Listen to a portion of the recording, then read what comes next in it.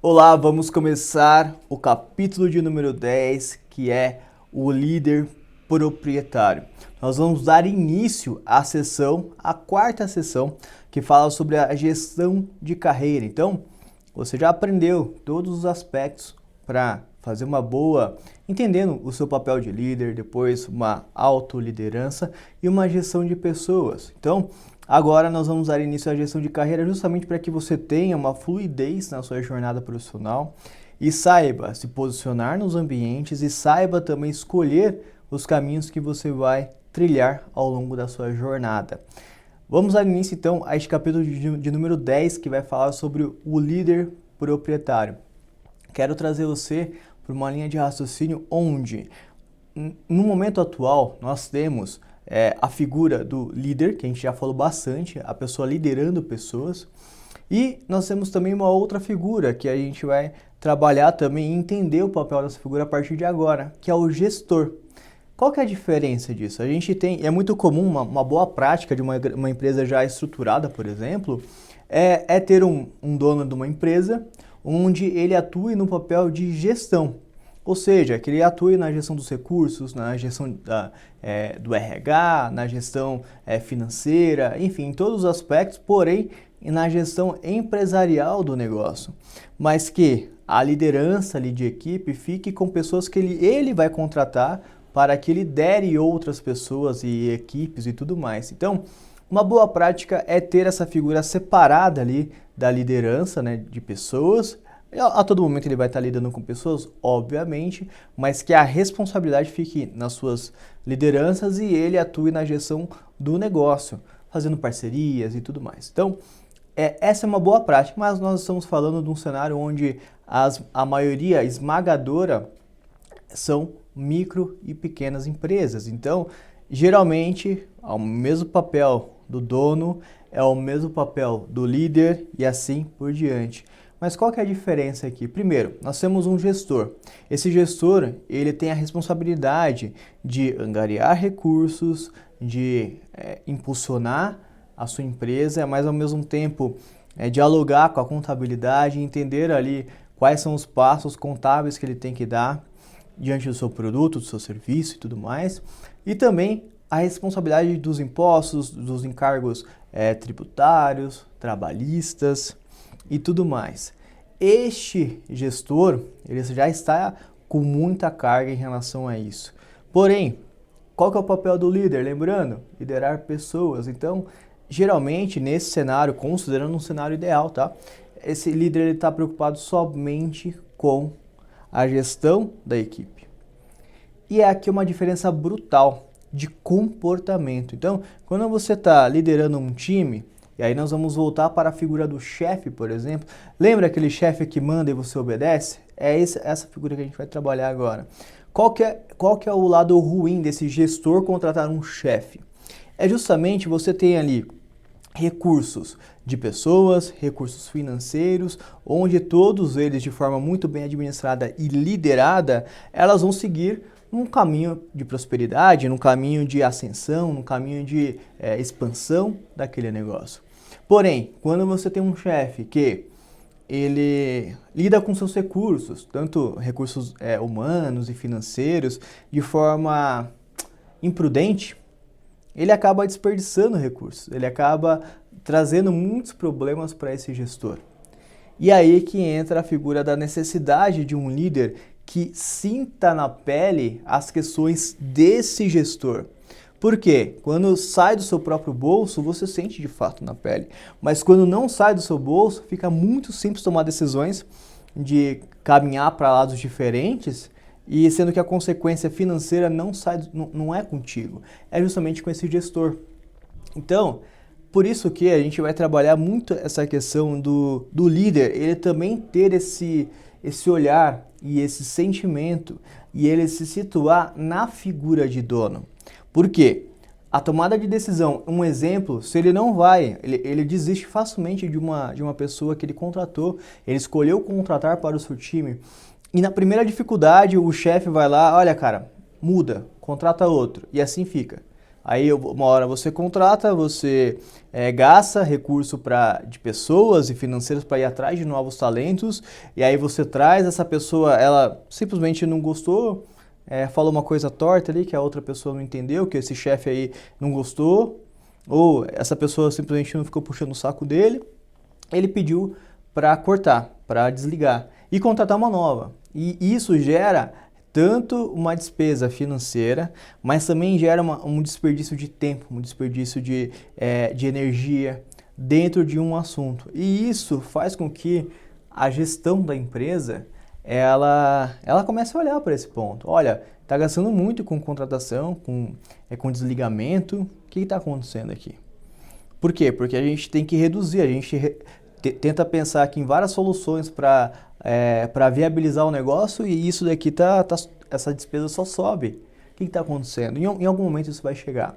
Então, por isso que essa figura de chefe, ela é prejudicial. Se você é um microempreendedor e faz as duas figuras, você sabe muito bem do que eu estou falando, mas se você é somente um líder ali e não teve a experiência de ser um gestor de empresa, é muito importante com que você entenda que este aspecto fazem com que empresários, pessoas que estão nessa gestão empresarial, elas olhem também o quão aquele líder, aquele gerente, enfim, ele está enraizado, ele está comprometido com o negócio. Se ele de fato toma as decisões também pensando, olha, isso daqui eu tenho que focar um pouco mais nessa pessoa, porque se eu mandar ela embora ou pedir para mandar ela embora, vai acontecer que a gente já investiu tempo, eu já me dediquei um tempo, a minha hora vale X, por exemplo, você pode fazer algumas contas, inclusive, e a gente... mas só que tem chance dessa pessoa melhorar e evoluir nesse aspecto, deixa eu me dedicar um pouco mais. E é nesse aspecto que a gente volta agora na tela para vocês a parábola que vai falar, que Jesus ali estava ensinando os seus discípulos, que fala o seguinte... Qual de vocês, essa é a parábola da ovelha, tá? Do bom pastor. Qual de vocês que, possuindo 100 ovelhas e perdendo uma, não deixa as 99 no campo e vai atrás da ovelha perdida até encontrá-la? E quando a encontra, coloca alegremente nos ombros e vai para casa. Ao chegar, reúne amigos e vizinhos e diz: alegrem-se comigo, pois encontrei minha ovelha perdida. Digo que, da mesma forma, haverá mais alegria no céu por um pecador que se arrepende do que por 99 justos que não precisam arrepender-se. E é por isso que a grande batalha aqui é a gente entender que você, como um líder proprietário, você entende que você tem que ir até o final com os seus liderados. Você entende que você tem que otimizar os recursos que são entregues em suas mãos. Olhar para as campanhas, entender se elas estão dando retornos de fato ali para o negócio, se os números que estão sendo entregues também são ali o que a empresa espera e você atender também esse requisito e sentir na pele, justamente quando algo dá errado, quando um concorrente seu ele atinge um patamar que você deveria estar ocupando, uma colocação, um espaço, e você, por falta de planejamento, por falta de visão, por falta de todos os aspectos que colocam ali, que vão colocar ali a empresa num patamar acima, você deve sentir isso na pele. E é isso que faz toda a diferença quando a gente vai tratar de pessoas que estão ocupando uma colocação ali que foi dada, de pessoas de fato que estão exercendo aquilo com muita maestria. E esse é um fator que vai mudar tanto a questão de ânimo, tanto a questão de motivação. E qual que é o benefício da gente ter se você é um gestor de empresa e você tem ali dentro do seu escopo a possibilidade de contratar lideranças e você ficar somente com a gestão de empresa, vamos fazer esse raciocínio. O que você prefere? Ter um líder, a gente está chamando de líder proprietário, que além de todas as qualidades técnicas, de todo o conhecimento de pessoas, tudo aquilo que a gente já trabalhou aqui, ele tenha um perfil que ele vai executar ali, ele vai trabalhar a liderança, mas ele não está 100%, ele não veste 100% a camisa, ou aquele cara que veste a camisa, sente na pele, quando alguém faz algo de errado, ele sente aquilo também na pele, ele ajuda em todos os aspectos, como se a empresa fosse dele. O que você iria preferir contratar? E é por isso que os benefícios, e a gente fala, principalmente nesse aspecto, que as empresas elas buscam cada vez mais perfis onde esses líderes eles estejam uma mentalidade de dono. Então, se você colocar isso como pauta para você trabalhar, é justamente onde você vai ter um grande diferencial de carreira, porque muitos ainda não enxergaram essa questão. Então, se você entende esse princípio, vale muito para a sua vida profissional. Qual que é o benefício de eu ter um líder proprietário dentro da minha gestão ali de pessoas? Você vai ter uma pessoa que está exatamente engajado e que, principalmente, quando ele vai transmitir isso para os membros da equipe, para a sua equipe, ele vai transmitir com muito coração, com muita energia, e as pessoas elas vão enxergar principalmente verdade em tudo aquilo que ele está estabelecendo. Então, além de tudo isso que eu falei, a pessoa otimizar recursos, a pessoa estar bem engajada, ela também, lembra, o líder, ele reflete nos seus liderados, ele é o espelho para eles. Então, se você investe num bom líder, você vai ter ali uma boa equipe, certamente, porque eles serão o espelho daquele líder. E é justamente neste ponto que a gente começa a trabalhar, olhando agora o que diz a Bíblia sobre esse assunto. Vamos trabalhar aqui a questão de Jesus Cristo. Será que Jesus Cristo ele foi um grande líder, mas também ele foi um grande gestor? Como que a gente pode enxergar a sua trajetória? Por isso que eu convido a fazer este raciocínio a partir de agora. Na tela para vocês, nós temos aqui a passagem de Mateus, de capítulo de número 14, versículo 15 ao 21, onde nós temos uma questão muito bacana, e a gente vai trabalhar a partir de agora, que diz assim: ao cair da tarde, os discípulos aproximaram-se dele e disseram: este é um lugar deserto e já está ficando tarde. Manda embora a multidão para que possam ir aos seus povoados comprar comida. E logo Jesus responde: eles não precisam ir. Deem-lhes vocês algo para comer.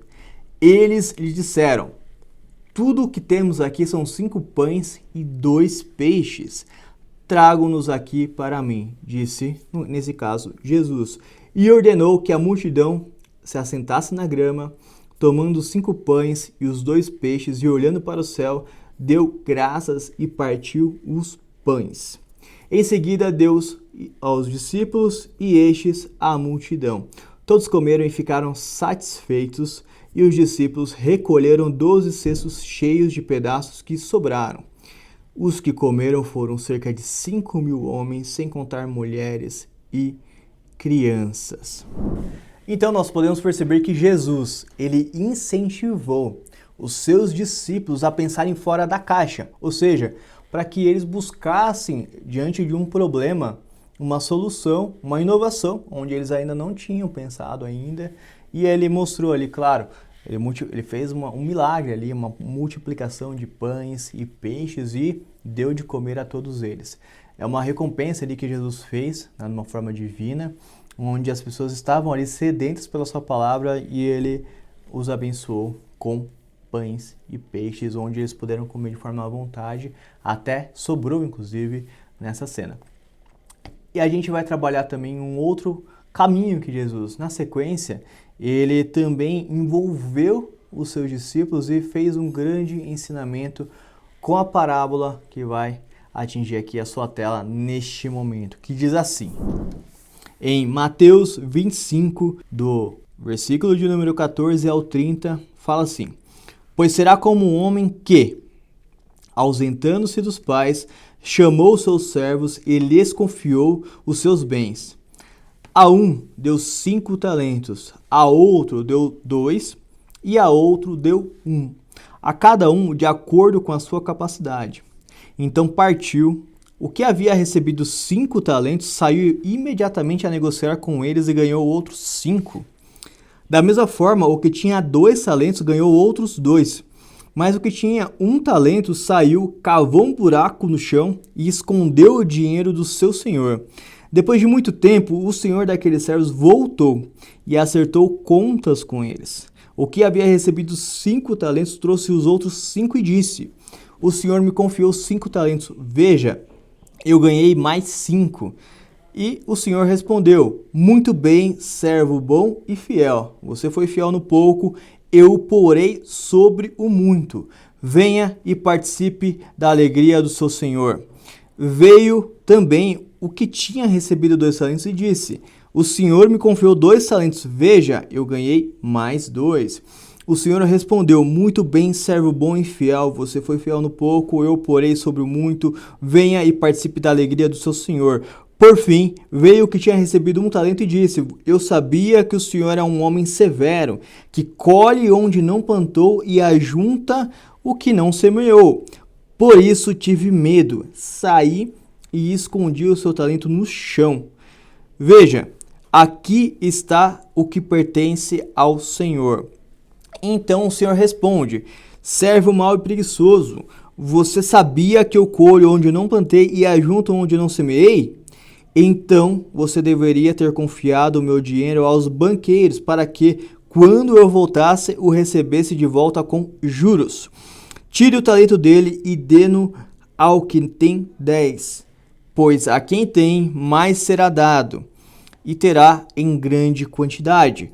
Mas a quem não tem, até o que tem lhe será tirado. E lancem fora o servo inútil nas trevas, onde haverá choro e ranger de dentes. Então, Jesus aqui em uma parábola, ele ensina o poder da multiplicação do negócio. Então, e a responsabilidade que se tem neste aspecto aqui, ele estava ensinando justamente ali as pessoas em volta e muito provavelmente os seus discípulos, que se espera de alguma pessoa que está ali com uma missão, de cuidar de um negócio, de trabalhar em prol de uma missão, que essa pessoa melhore aquilo que já está estabelecido e não mantenha somente guardado as 7 chaves aquele negócio, e quando a pessoa, o dono ali voltar nessa parábola, né, que ele faz, encontre da mesma maneira. Se espera desse líder, agora voltando para o mundo dos negócios, para o mundo corporativo, o que se espera de um líder?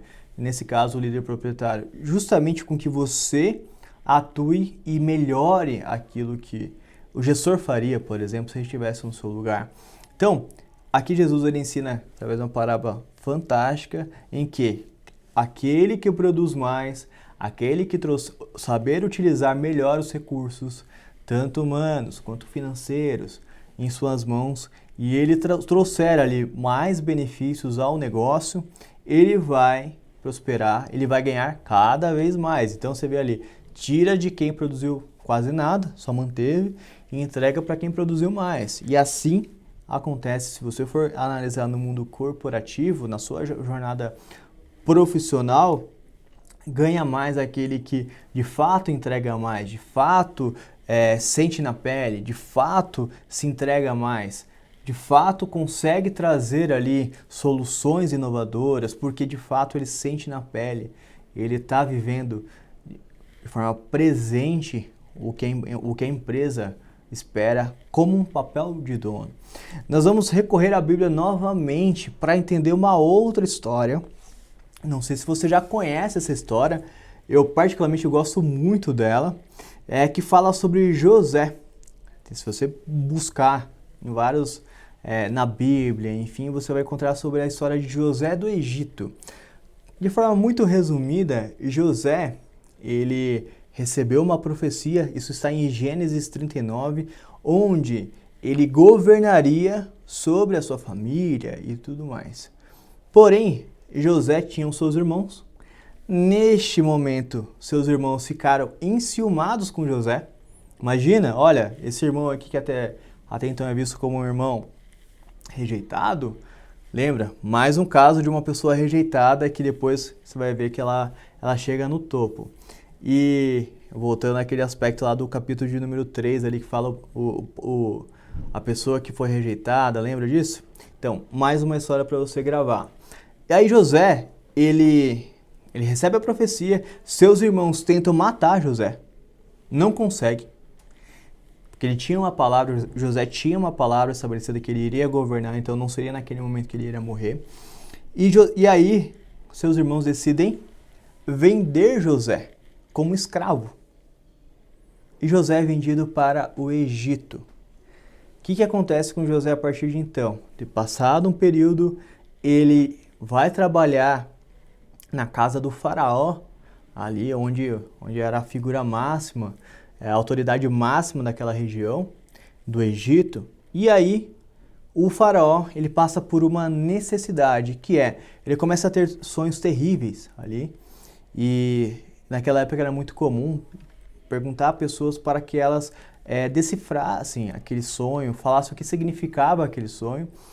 E aí José, conhecia desse assunto, foi chamado pelo faraó para interpretar aquele sonho que ele estava tendo.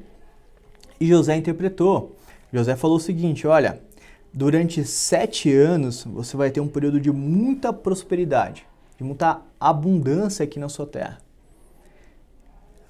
Mas, nos próximos 7 anos seguintes, você e todo mundo vai ter um momento de escassez, onde vai faltar recursos, vai faltar alimento, vai faltar um monte de coisa. E aí, então, esse é o seu sonho, e de fato ali, se você acredita, ele vai se cumprir. O que acontece? O faraó, então, ele toma uma decisão. José do Egito, ele fala: poxa, mas eu tenho que ter alguém para fazer esse trabalho. Como que eu vou me preparar aqui durante 7 anos para passar por um momento de escassez durante mais 7 anos? Como que eu vou fazer isso? Não tem ninguém aqui. Aí ele olha, na sua frente está José.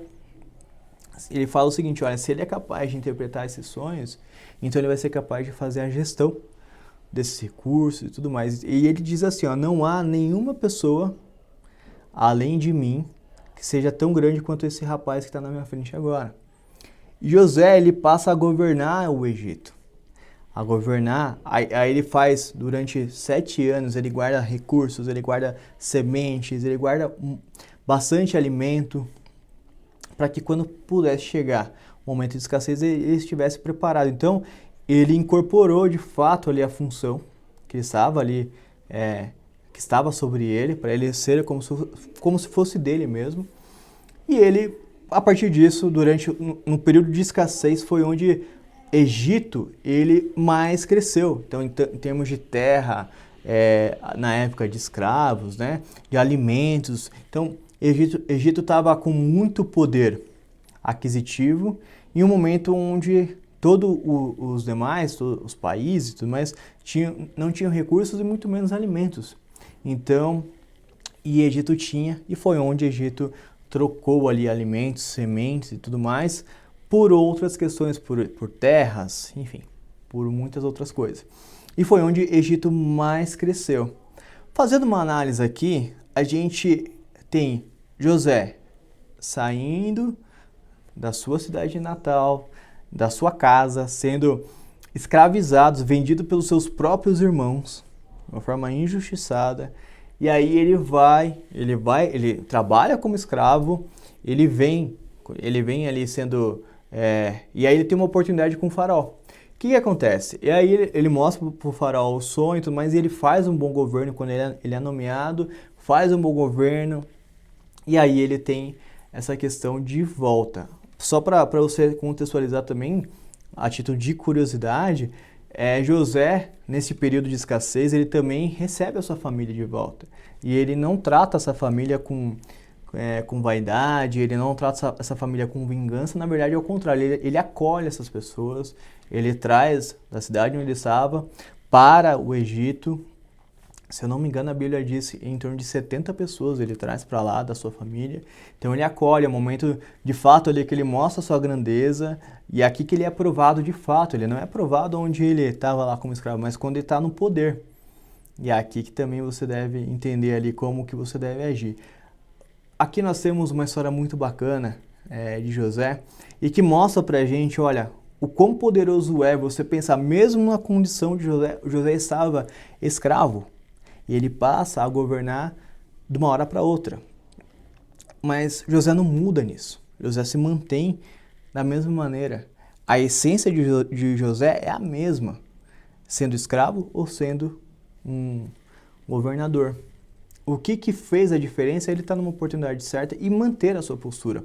Então, você que é um líder, que você se engaja, você veste a camisa, jamais perca isso. E se você não está engajado assim, se você fica olhando para o lado, querendo trabalhar na empresa concorrente, querendo trabalhar em outras frentes, não está feliz onde você trabalha, não admira a empresa onde você trabalha, você está conduzindo essa carreira muito mal. Você deve buscar isso. Tudo bem, tem fases onde a gente vai trabalhar em empresa que a gente não gosta mesmo, é normal, mas só que você deve buscar trabalhar em uma empresa que você, no mínimo, admire, para depois você vestir a camisa, para depois você trabalhar como se fosse sua, como se fosse sua casa mesmo. E é por isso que eu quero finalizar com 2 reflexões. Na tela para vocês, ter o espírito de dono é o maior diferencial competitivo do líder. E a segunda reflexão, a segunda frase diz assim: a quem foi muito dado, muito será exigido. A quem foi muito confiado, muito será pedido.